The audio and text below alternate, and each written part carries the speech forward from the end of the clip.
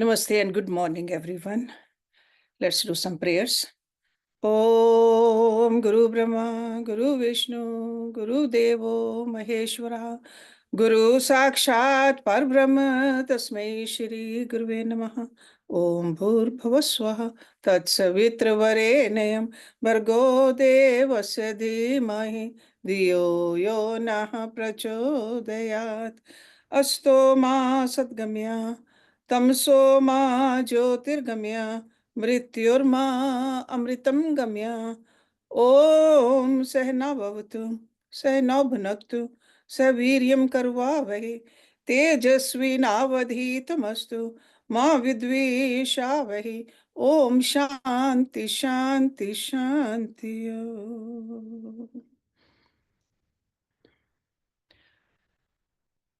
Imagine waking up every day with a crystal clear sense of purpose. The purpose which does not get swayed by setbacks, which is unfazed by the chaos around you, and relentlessly focused on what truly matters.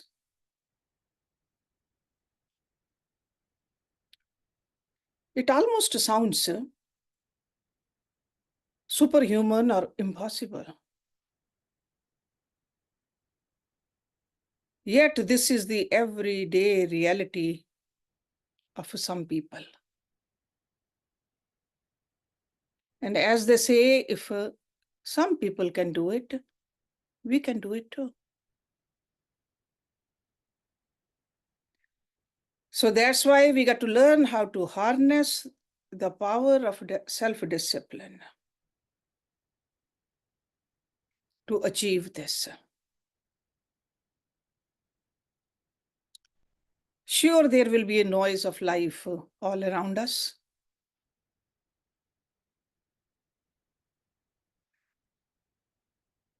But we need some practical tools that to understand what a disciplined life is, or a life which is fulfilled with the discipline. How does it look like? How do we get it?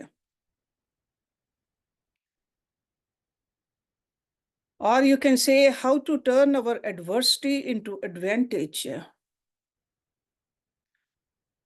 emotional turmoil into tranquility,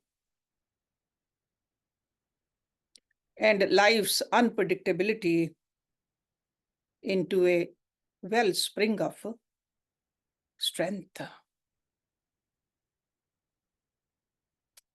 So whether you are struggling with the daily stresses or inner peace, or looking to elevate your productivity, understanding this yogic discipline offers profound insight.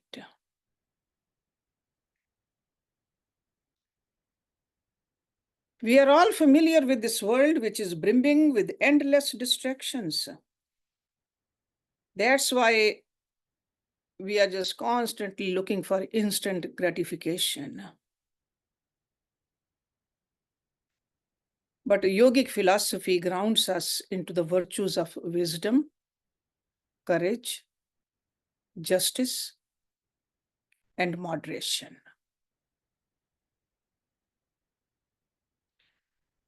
So it's about more than just enduring life. A yogic way of living is how to thrive in it, no matter what comes your way.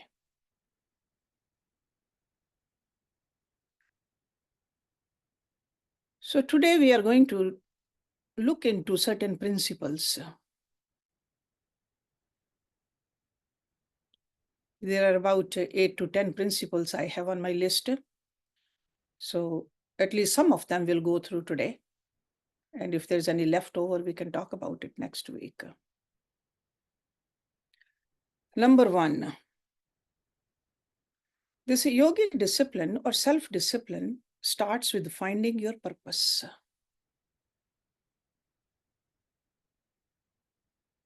What does it really mean? We often hear this, find your purpose. It's about discovering what truly matters to you. What drives you at your core? What aligns with your daily actions, with a deeper calling?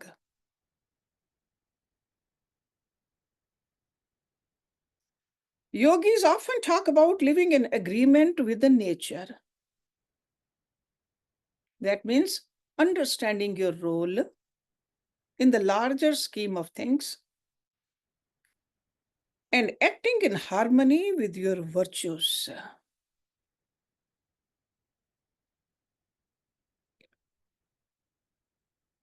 According to yogic philosophy, the purpose is not just a lofty idea.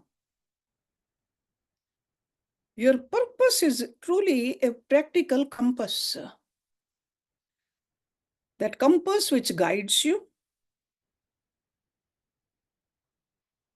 in your every decision. That means from the mundane to the monumental decisions. So very simple decision. How to put my feet on the ground, how to sit, how to walk, how to talk, what to say, what not to say, what to think and what not to think, what to eat, drink. All of that has to be in alignment with the ultimate purpose.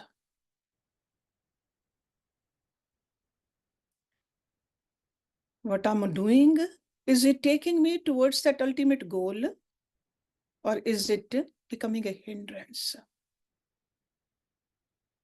On the road, if you are walking, even we can fall with a small pebble too.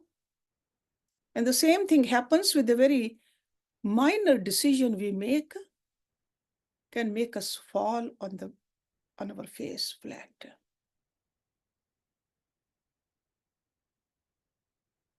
Understanding one's purpose is what pushes you out of bed in the morning.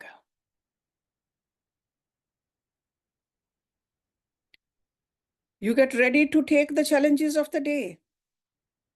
It's what keeps you steadfast when temptations beckon you to stray. Temptations are all around us. But if we are firmly connected with our purpose, those temptations become very weak. And it's not about some great achievement or external accolades. It's about fulfilling the duties that life has laid out for you. Performing each task with commitment and integrity.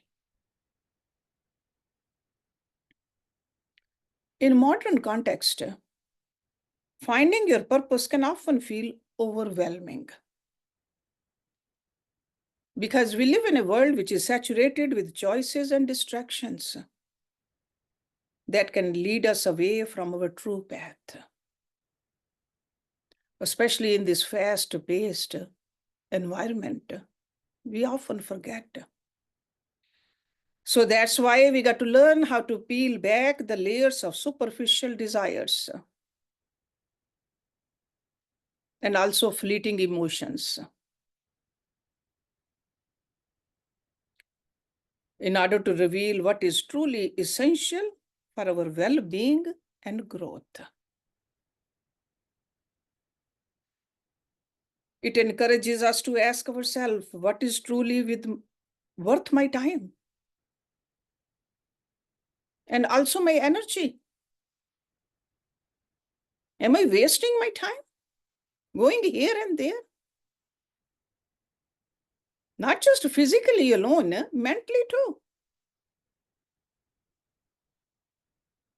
How can my actions today contribute to the greater good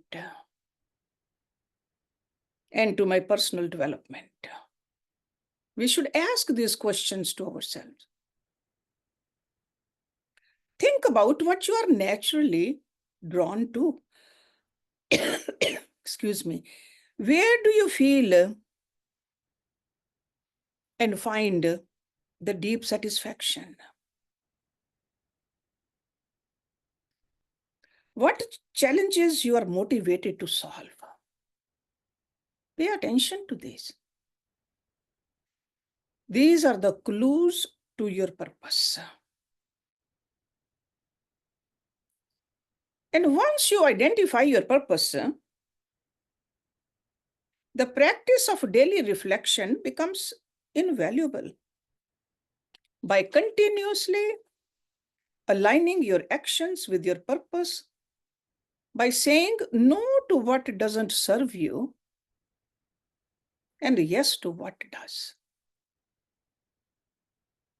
Okay, so that's why finding your purpose first is very important.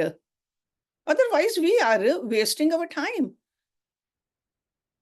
We take a few steps forward, a few back, few right, few left. Essentially, we just stay in the same place. Or sometimes we even slide back if you don't have the purpose in our mind.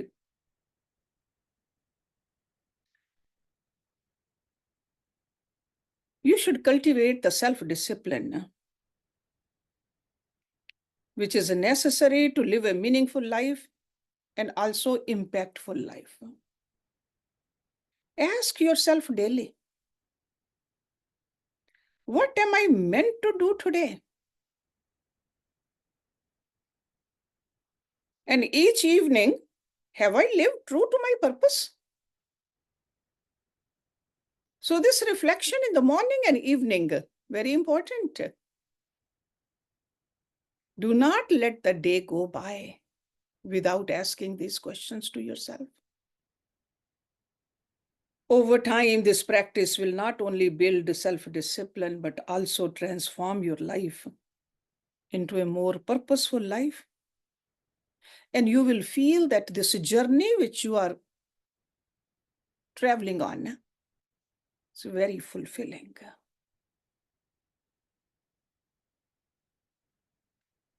Second principle on disciplining yourself is count on yourself. This means importance of relying on oneself. Lord Krishna mentioned that many times in Bhagavad Gita. It's not just about self-reliance, but it's an integral part of the philosophy of the importance of personal accountability and also independence. And this is not about isolation or rejecting assistance from others. Rather, it's about recognizing that the ultimate responsibility for our actions, reactions, and personal growth rests within us. Definitely get the help. There are guides available. We get motivation, we get encouragement, but ultimately we have to rely on our own self. Idea of what is within our control is paramount. Whatever challenges life throws our way, by counting on ourselves, we really tap into our inner resilience and inner strength. This principle teaches us to trust in our abilities to navigate through life's uncertainties and adversities. It's about building confidence, not through arrogance, that's another thing you should remember, but through competence.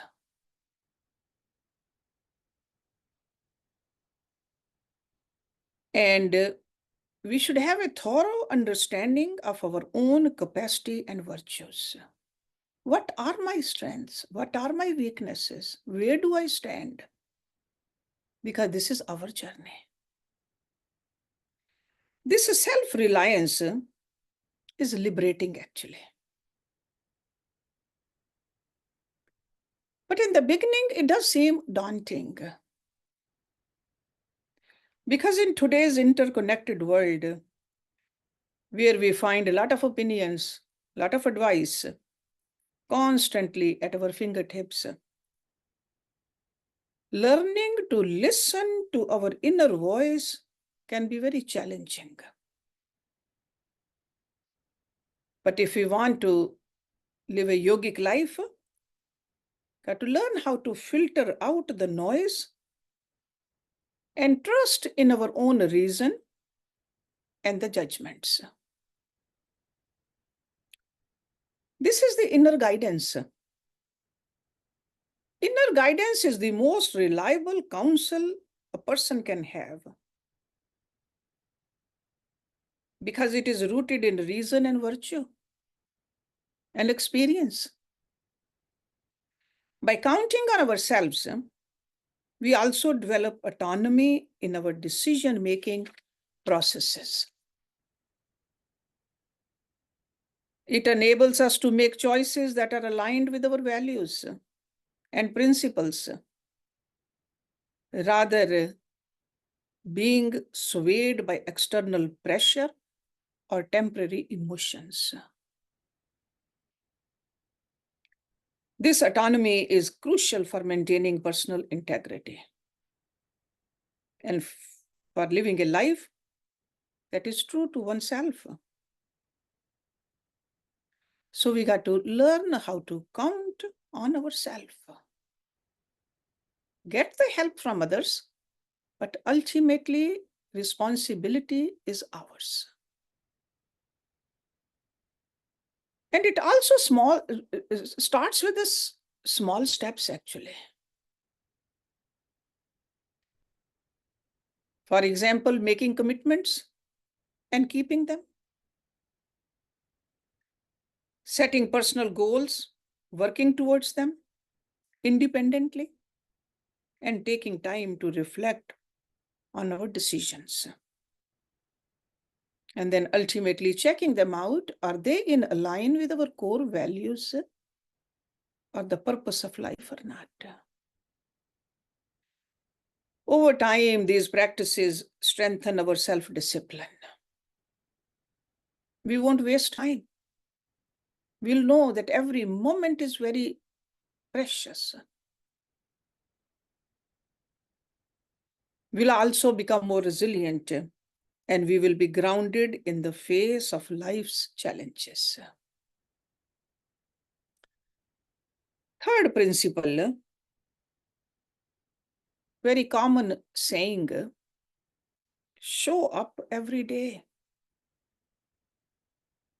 Let me tell you, what does it mean in this respect? The power of persistence, of showing up, not just the body, but in spirit every single day, which is a practice not about just only the monumental efforts. It is about quiet, steady dedication to daily tasks, which really collectively forge a disciplined life. Showing up every day is synonymous with living in accordance with nature again. Nature demands us not just to exist, but to actively participate in life, to contribute to the world through our actions, no matter how small or routine they might seem. Each day presents itself as a new arena, not for the grand battles, but proving our commitments. to our principles and duties. Did I do my duty today towards this body, towards the family, towards the society, towards this nature, or not? It is in the consistency that everyday effort where the character is built and also tested. In today's world where distractions are many, motivation can be fleeting.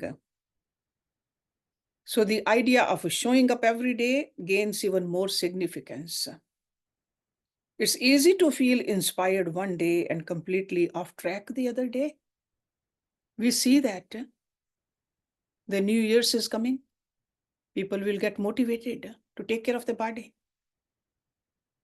The yoga classes will be full, the gyms will be full. But for how long?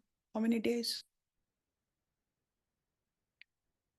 Yoga teaches us the value of consistency.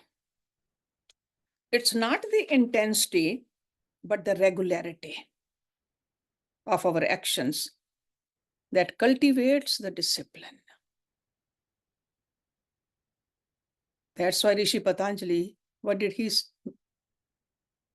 the word which he used to guide us, Nirantra, Dhirakal. He did not talk about the intensity. He talked about the regularity. So this doesn't mean that every day needs to be a masterpiece of productivity. Rather, it's about not letting a day slip by unnoticed or unutilized. There shouldn't be a day when we have not done a good deed. Good deed every day. That's what we learned when we were little. A good deed every day. Not only on our birthdays and anniversaries, every day.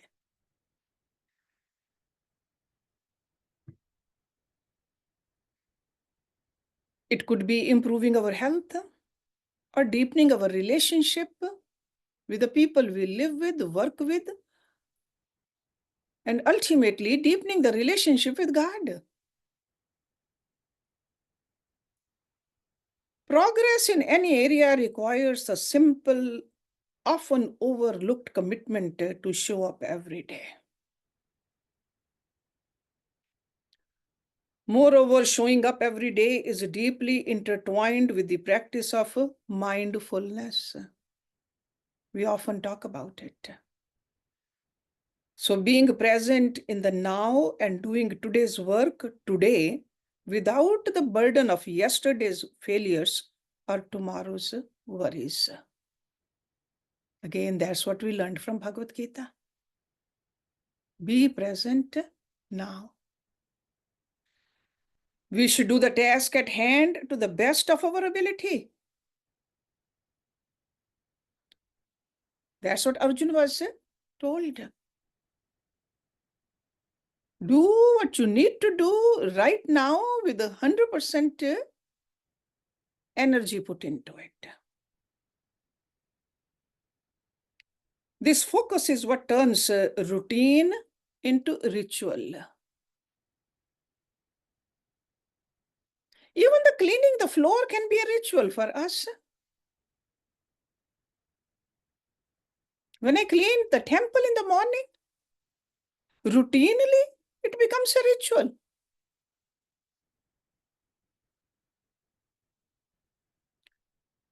And it becomes, makes our effort into improvement.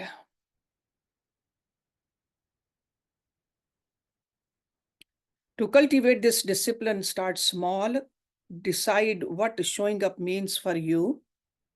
It could be as simple as, if you're a writer, writing a single paragraph of that book you have been meaning to write.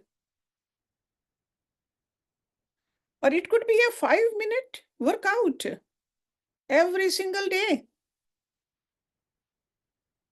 Or spending 10 minutes of uninterrupted attention given to the loved one. It could be the parents, the spouse, the children, whoever needs it. Starts with 10 minutes, uninterrupted. The scale is not what transforms us. It's the act of showing up itself each day that you meet your commitment, you reinforce your willpower, and build the resilience.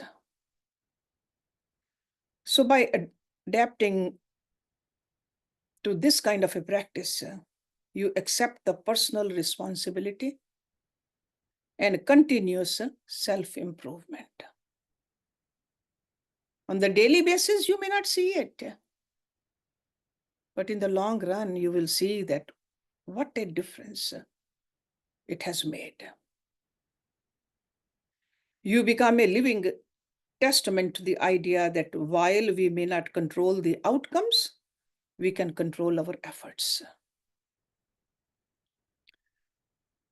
In the consistent act of showing up, we find the discipline necessary to lead a purposeful and fulfilling life.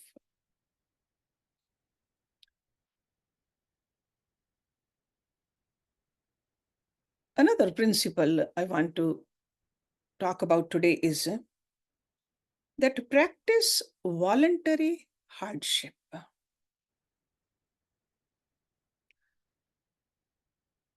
This is more than just making life intentionally difficult. It's about preparing ourselves for the unpredictable or unpredictabilities of life, strengthening our resilience, deepening the appreciation for what one has. That's why when we study the scriptures, Lord Ram, he was a prince, but he was sent to the Gurukul, where the hardship was endured by him. Lord Krishna did the same thing. Slept in the same hut with that poor Brahman, Sudama. Went out to fetch the dry wood for the Guru's yagyas. Hardships. Ate whatever was given to them. Hardships. So to live a yogic life, practice voluntary hardship is very important. We got to reduce the comforts and the luxuries if we want to be on this path properly.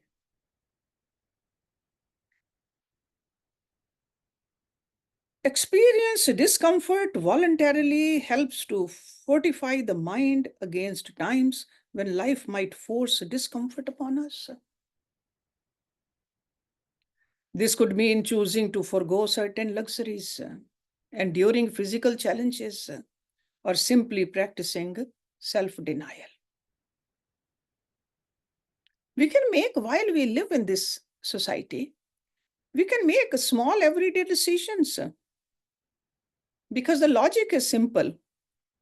If you are accustomed to hardship, sudden adversities won't throw you off balance. You are training your resilience muscles, so to speak, ensuring you can face life's challenges with a calm and composed mind. But then mind asks a question, why we need to embrace discomfort in a world that constantly strives to offer us comforts? The answer lies in the philosophy of the growth. Growth which happens at the edges of comfort zones by voluntarily stepping into the less comfortable spaces. This is the philosophy. We not only test our mental and emotional boundaries, but also expand them. This practice isn't about punishing yourself. Discipline is not that somebody is punishing us. Discipline is that we are going through certain routines for our own growth. We decide it. We want to shift the perspective from seeing comfort as a necessity to viewing it as a luxury that we can do without if we choose. In practicing voluntary hardship, you also cultivate gratitude.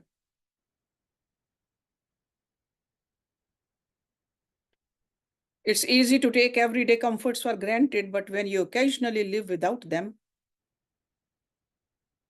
you begin to appreciate them more profoundly. This could be as simple as skipping a meal,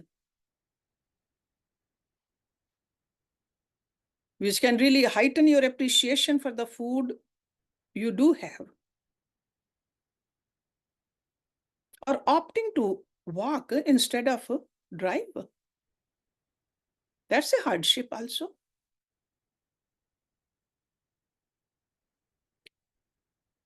Because that will deepen your gratitude for mobility and health.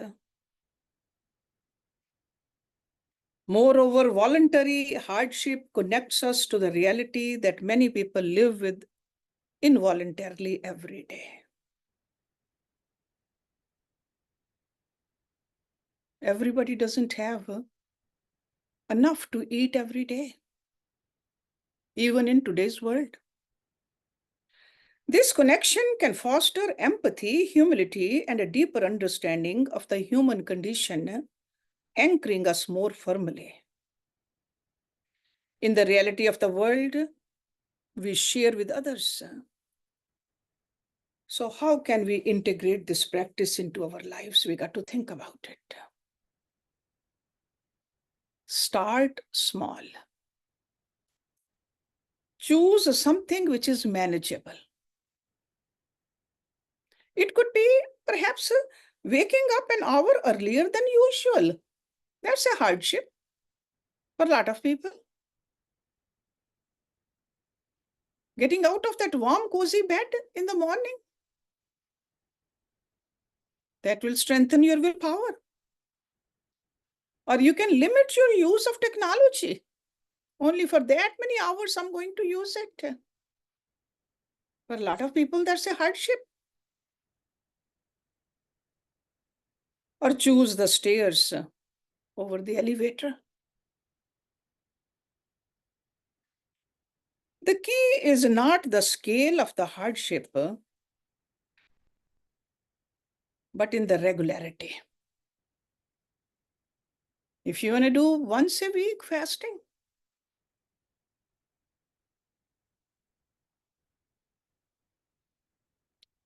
and the intention behind it, we should be clear of. Why are we doing it? Not to escalate our ego, but for our own personal growth. Each act of voluntary discomfort is a step towards greater mental fortitude and self-discipline.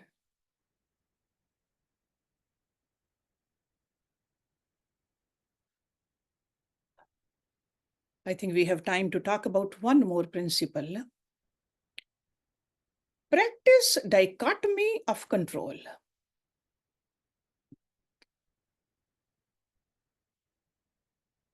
This principle distinguishes between what is and isn't within our control,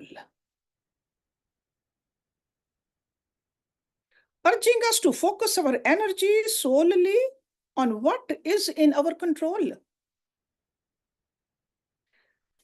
Seems like it's a very simple concept, but it can profoundly transform us.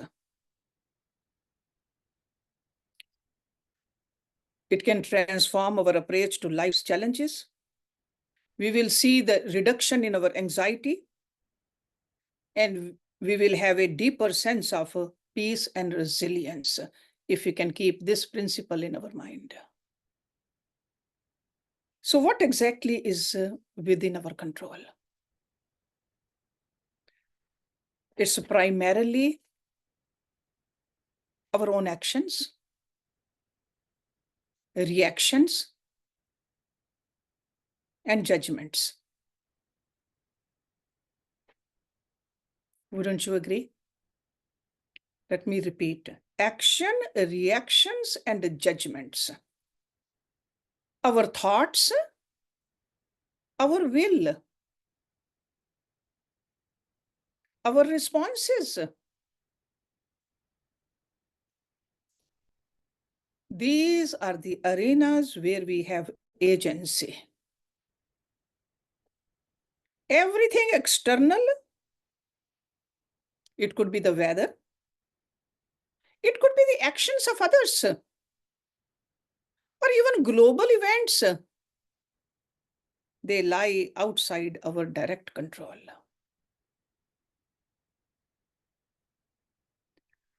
Becoming upset or disturbed by things outside our control is not just futile, but counterproductive to our well-being. Remember that. Practicing the dichotomy of control starts with the realization while we can influence external events, we cannot control them entirely. We have to accept this fact, not passively, but as a liberating truth by focusing on our own actions and letting go of our attachments to outcomes.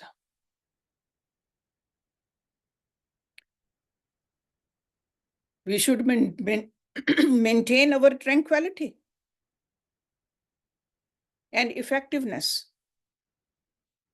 regardless of the circumstances. So this doesn't mean that we become indifferent or detached from the world. Instead, we engage with it more constructively and we learn how to channel our efforts. We have to be watchful where our efforts can actually make a difference in daily life. Applying the dichotomy of control means asking ourselves several times a day, is this within my control? Before reacting to any situation. If it's not, let it go and move on.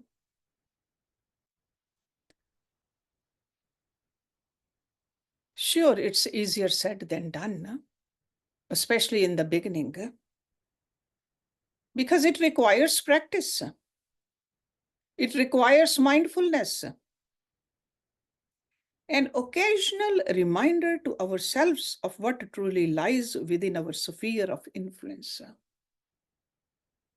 Moreover, this practice has practical implications for how we set goals and expect outcomes. While we strive to achieve our goals,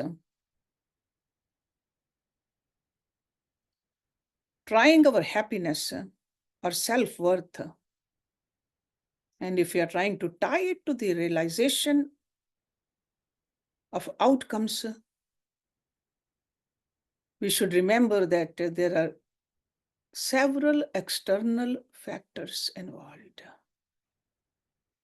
Our effort is just one of those factors. But always remember that. So find satisfaction in the pursuit itself. I did my best under the circumstances, while adhering to my principles and values. I made the effort. Be content with that. We all know that life is not without challenges. So that's why we should have strategy for maintaining an inner peace and dignity regardless of life's highs and lows. And by practicing this principle, we not only enhance our own lives, but we can also influence those around us. How? We are a living example of calmness. We don't get disturbed in the face of life's inevitable uncertainties. So these are some of the principles I talked about. But focus is that we got to live a disciplined life while keeping all these principles in mind. And I will talk about a few more next Wednesday. Om Purnamada Purnamidam Purnat Purnamudachyate Purnasya Purnamadaye Purnameva Vishishyate Om Shanti Shanti Shanti Om. Thank you very much.